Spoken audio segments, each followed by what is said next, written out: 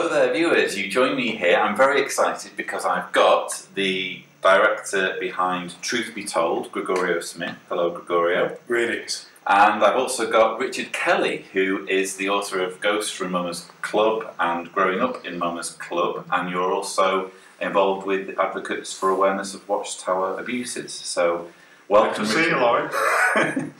So we're here in Zurich because we've actually been having a bit of a brainstorm, haven't we, about ways of raising awareness of undue influence and the role that things like Truth Be Told can play in that regard. Are you pleased with the discussions we had before? The discussions regarding undue influence. Undue influence, yeah. Here's the thing: when I made Truth Be Told, I felt that it was of natural interest to ex-JWs, so that part was easy. But how do we make it relatable? How do we make it relevant to non or never was JWs, to the secular world? So you needed something bigger than going after the doctrine or talking about how, let's say, miserable the JW upbringing is. Something that people could relate to in the secular world. And we believe that undue influence, that any situation where someone feels compelled to behave in a way that's counter to their best interests is something that many people in the secular world can relate to. So Truth Be Told starts that conversation, and hopefully we can share it with that much more of a larger audience. It does. I mean, that's one thing that's really struck me is the human element of Truth Be Told, and the fact that it paints a portrait of what it's like to be a Jehovah's Witness and be completely immersed in the witness environment from a young age. Yeah, well, thank you. I think it's important. Any conversation is in crisis if there isn't some sense of historical understanding. So, as I said, the movie is of natural interest to ex-JWs, but for the uninitiated, they need some sort of immersive experience. So once you get into the deeper themes, at least they have that much more of an understanding, the historical understanding, and they can join the conversation that much easier. Exactly. Richard, just talk us through what's brought your interest in this subject, because obviously you worked at Brooklyn Bethel for a few years, didn't you? Yep. And you came into activism through tragedy. Could you just explain a little bit about? Yeah, I was happy to leave in 1964, and I was successful in my business life. And after I sold the company in 1998, my sister was murdered. Right. And I knew she had never been prepared for life. My mother didn't let me know until 3 days after she had died. Wow. And that just infuriated me. And I vowed that I would write our story, although it took me a few years learning to write this. Because your background was in business, wasn't it? Yes, I know about manufacturing and accounting and those types of things. So it took me a while, but I did publish my first book in 2005, and then published Ghosts from Mama's Club in 2008. Got to meet other activists, seemed like the right thing to do. And as we were focusing on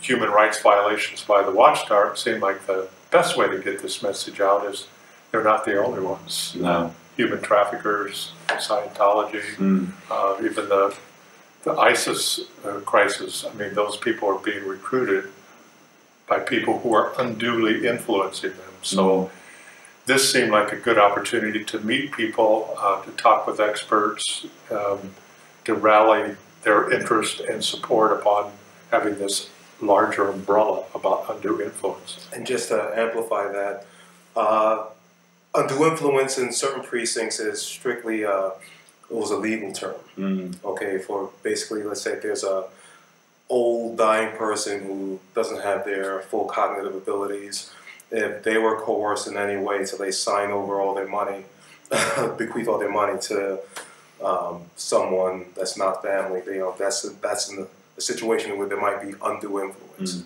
That's just a very simplified example.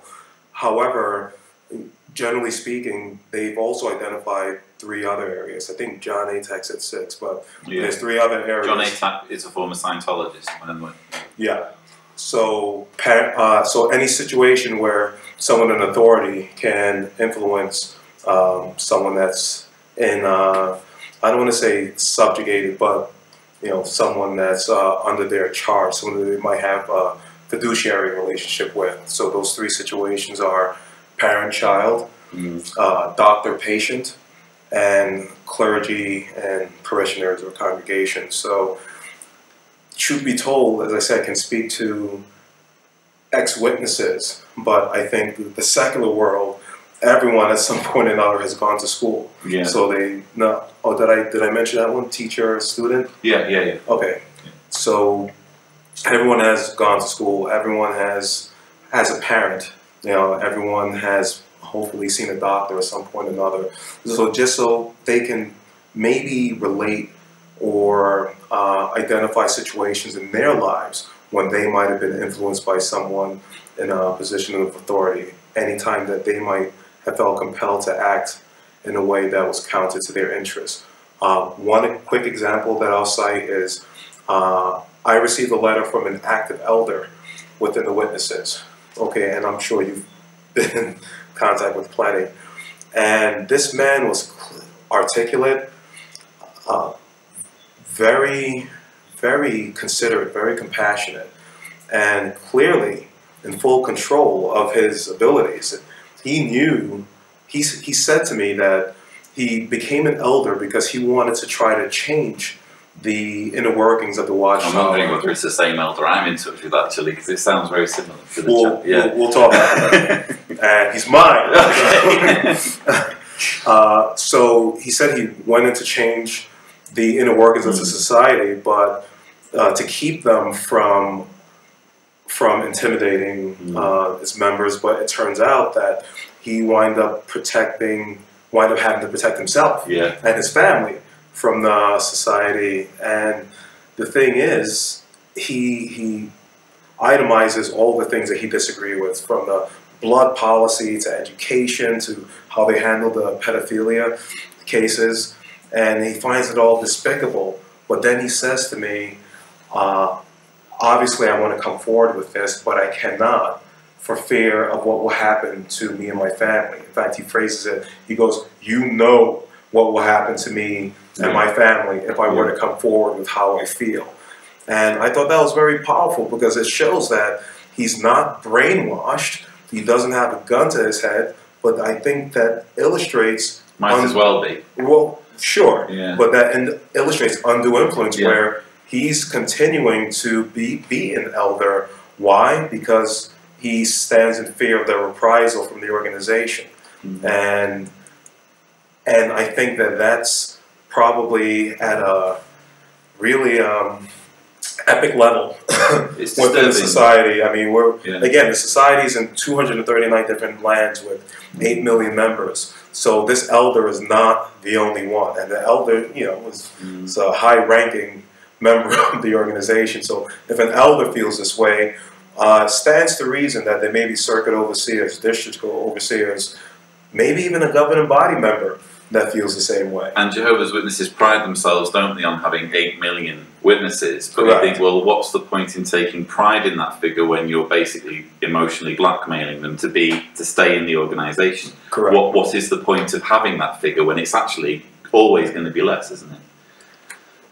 But no, Richard, I'm interested to ask you, because we have, truth be told, we have different websites, YouTube channels. Technology is making activism available and accessible on a scale we've not seen before. How do you feel about that, and what would you like to see moving forward in terms of our objectives for undue influence and raising awareness? Well, you said it. Raising awareness is really the primary objective. There's things that we can do afterwards, but I don't really think that people are totally aware of how invasive undue influence is. They maybe know something about the Watchtower or whatever, but they're not aware of the political cults.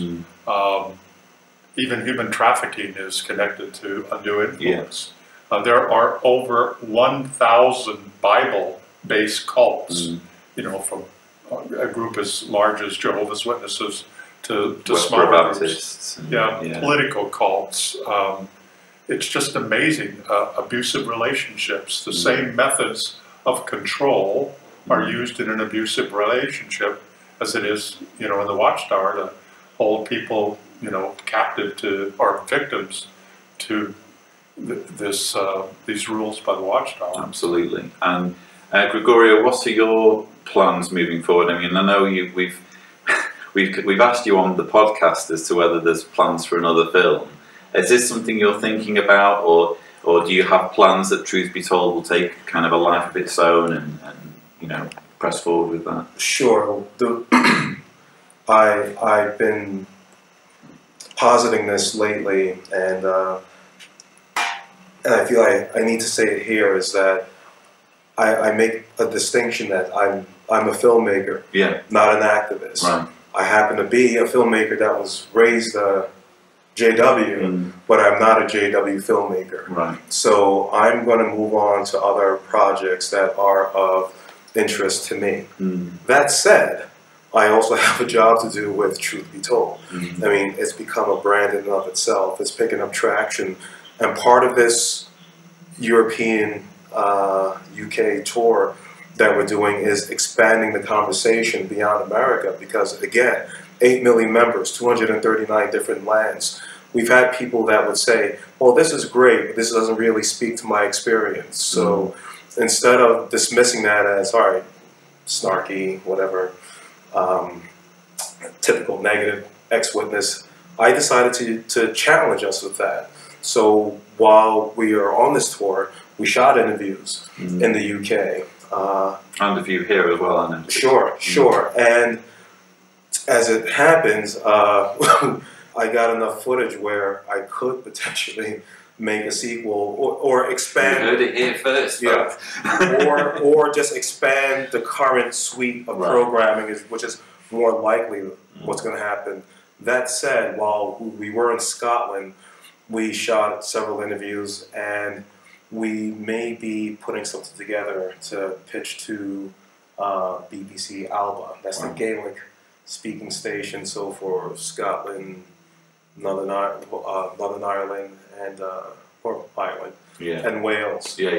Just something that speaks to that very specific ethnic group. Well, it's language, I should say. It's very exciting to see what happens there. Well, I'll certainly be keeping tabs on it myself, and you know, update viewers on what's happening. But I just want to thank you for, you know, producing Truth Be Told, and Richard, I'd like to thank you for your efforts as well. Go on behind the scene. I'm aware of what you're doing, and thank you so much for speaking to me today. Appreciate it. Right, take care. Bye bye.